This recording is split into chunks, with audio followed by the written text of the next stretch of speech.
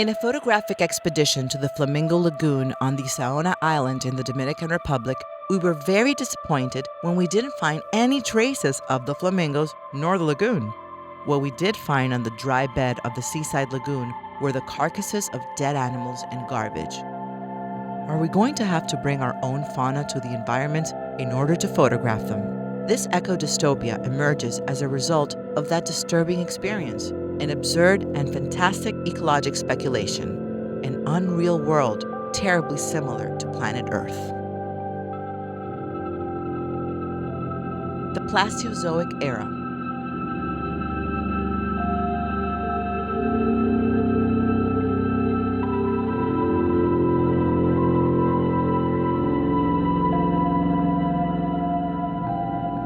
The massive exploitation of natural resources to satisfy irresponsible consumerism of the late 20th and early 21st centuries generates a lot of disposable materials, mainly plastic, that quickly become garbage.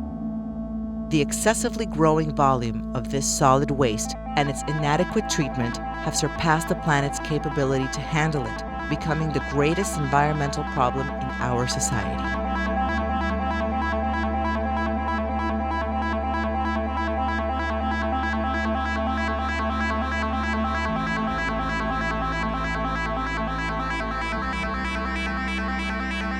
Last year, a tide made up of tons of garbage, mainly plastic waste and its byproducts, appeared along the coastline of the city of Santo Domingo. Up until then, both civil and political societies remained unaware of the magnitude of the ecological disaster that excessive plastic usage has been creating. Artists and their art become mediators, connecting humankind with nature and creating projects that aim to raise awareness towards the environment and the tragic incidents of mankind on it. Our project, the Plasteozoic Era, has been created with such an intention.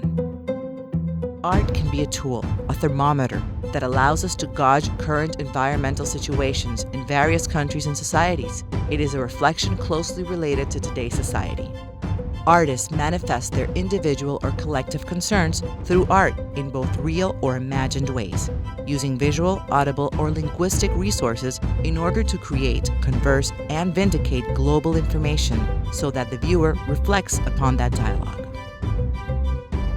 Taxonomies.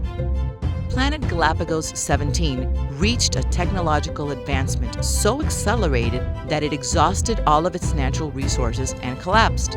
New animal species arose due to high environmental pollution and the abundance of non-biodegradable materials. Survivors returned to a primitive state, a state in which they remained at the time these observations were written. Plastic became the main component of their bodies. Galapagos 17 was thoroughly studied by Henrietta Emma Darwin, Ph.D., great-great-great-granddaughter of the famous scientist Charles Darwin, author of The Theory of Evolution, contained in the 20th century book The Origin of Species.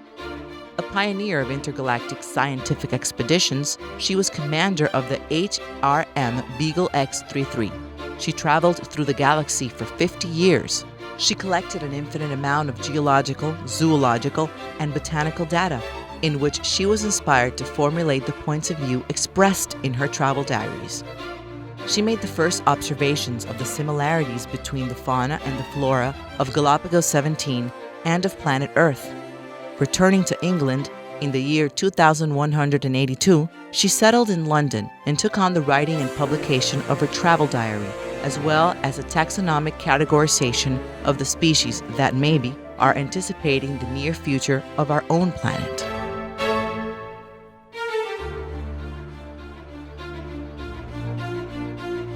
Artist Franz Kaba is the author of the illustrations contained in the diary.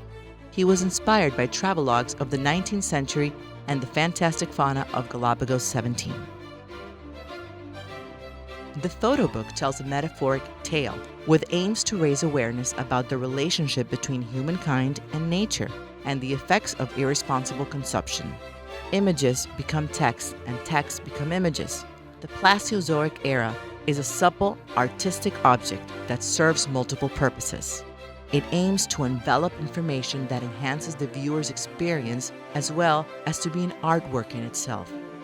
This message is reinforced by the selection of material, format, colors, sequences, and type and texture of the paper. The book is structured in two parts in which the dichotomy reality fable coexist. On one part, the introductory text, photographs, and descriptive text. On the other, the made-up part with the taxonomies and texts about the scientific expedition.